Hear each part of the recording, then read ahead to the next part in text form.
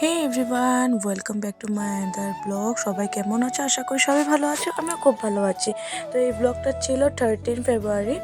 তো সেই দিন আমাদের বাড়িতে মানুষ আসবে, তার জন্য সব কিছু আয়োজন করা হচ্ছে।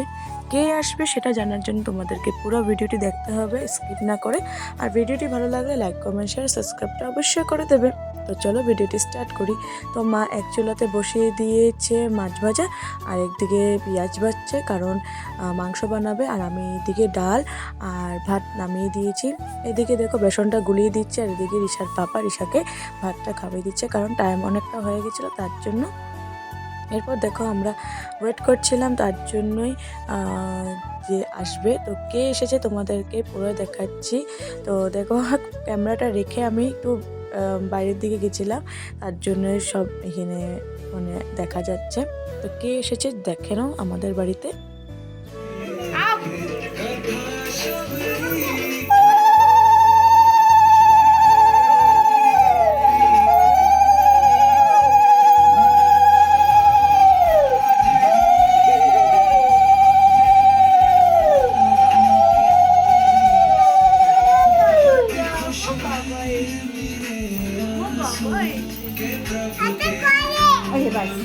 ভাই ভাই ভাই ভাই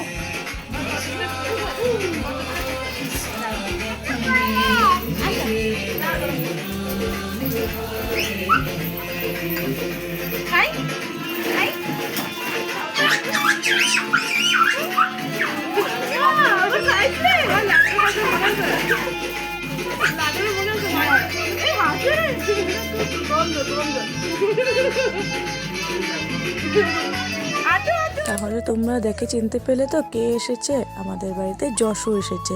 তো ওর ফার্স্ট টাইম, কারণ ও মাসি ভাত খেতে এসেছে। অনেক তো হয়ে গেছে মামা ভাত, এবার পালা মাসিদের। তো মাসি ভাত খেতে এসেছে যশুর মা, পাপা আর যশুর মণিমা আর দাদা ভাই। তো অনেক দিনের ইচ্ছা আজকে পূর্ণ হলো যে ওরা আসবে শুনছি, কিন্তু আজকে ফাইনালি এসে পড়েছে। ওকে দেখে তো বললাম না, যত সারাদিনে টায়ার্ড ছিলাম সেটা সব চলে গেছে ওকে দেখে। কারণ ওর যে মিষ্টি হাসিটা তোমরা হয়তো দেখতে পেয়েছো, ওর এই হাসিতেই সব কিছু ভুলে যাচ্ছি। তো দেখো দেখতে দেখতে 6 মান্থ পার করে ও এসেছে মাসিদের বাড়িতে।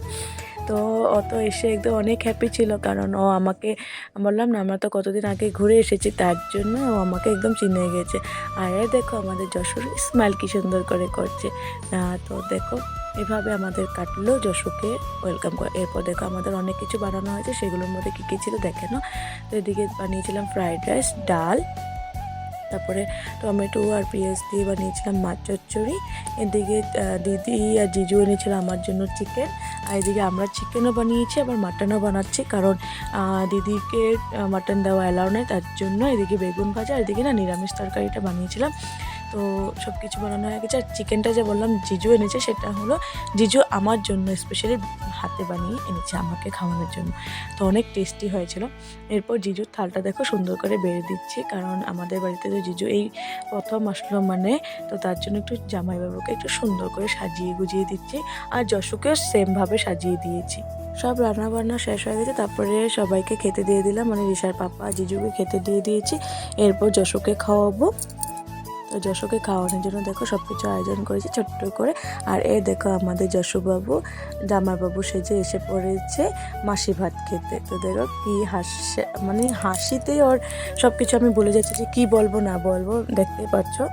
তো এবার দেখো আমাদের জামাইবাবু বসে পড়েছে মাসির কোলে মামা ভাতের জায়গায় মাসি ভাত খেতে। তো অনেক তো হলো মামা ভাত, এবার পালা মাসিদের। তো মাসি ভাত খেতে বসে পড়েছে দেখো। তো এবার যশোকে ভাত খাওয়িয়ে আমরা খেতে বসে পড়লাম। আর দিদি মেজদি বসে পড়েছে, আমি আর মা বসে পড়বো।